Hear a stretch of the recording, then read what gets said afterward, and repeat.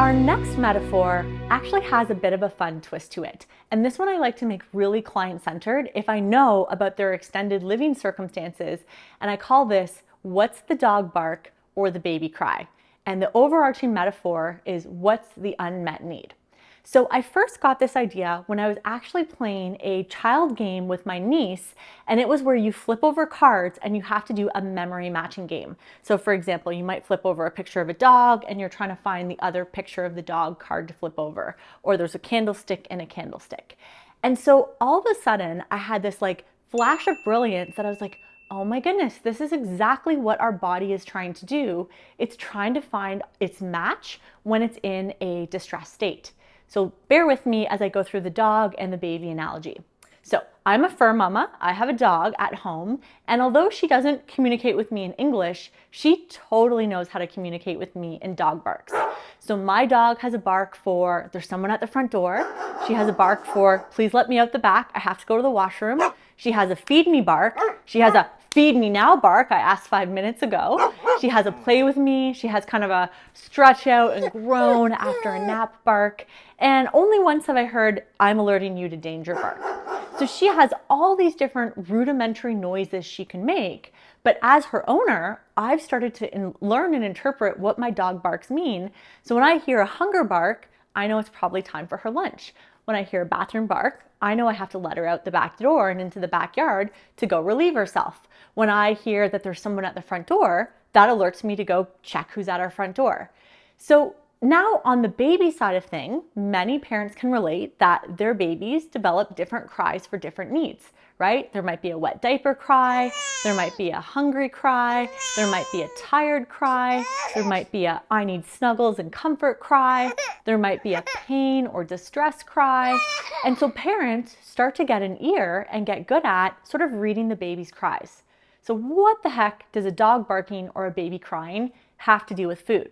Well, what we're trying to do is figure out in this very rudimentary language, what's the unmet need? So a baby starts to cry, and the first thing the parent does is hopefully they go into what I call solution-oriented thinking. So they start to problem solve and go, okay, this baby's upset. What might the baby need in the moment? So they might check the diaper. Oh, diaper's dry. They don't need a change. They might see if the baby's hungry. Oh, baby doesn't seem too hungry. Let's figure it out. And so by checking what they think the hypothesis is behind the cry, they're trying to best match the solution that the baby's asking for. So think about that for a second when it comes to emotions and food.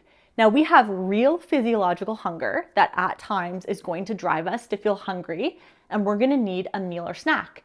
But we have a lot of emotional drivers that might pull us or our clients into food. We might have a boredom pull. We might have an anxious pull. We might have an excited pull. We might have a social dynamic pull, right? So if we can understand when we start to go, ooh, I really want something from the fridge or freezer or pantry. But if there isn't any real physiological hunger, then we have to go deeper and go, what's the unmet need? Is it that we've just been at our laptops for hours and hours and our eyes are just drained? And what we really need is a stretch and time away from blue screen exposure. And maybe we just need to go outside and go for a 5-minute walk.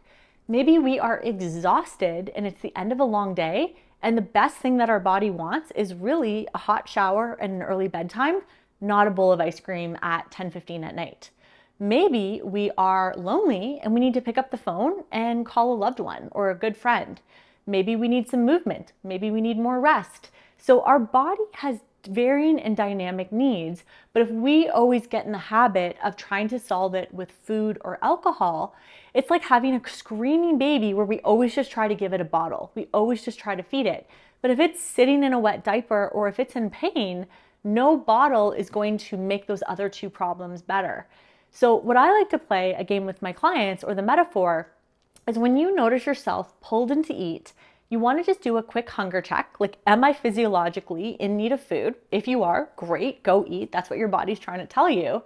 But if you're not genuinely physiologically hungry, then your job is to be like, what's the dog bark? What's the baby cry?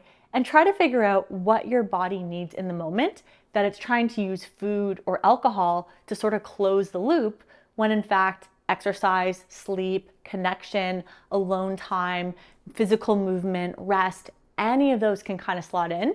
We're just trying to match the card. So I hope that's a fun metaphor you can take and use when you coach your own clients, especially in the area of stress or emotional eating. Thanks for watching. I hope you found it helpful. Now, if you've been enjoying Liftoff, you're going to love our Prosper Nutrition certification. As a reminder, go add your name to the waitlist, and that's going to unlock an incredible bunch of bonuses for you.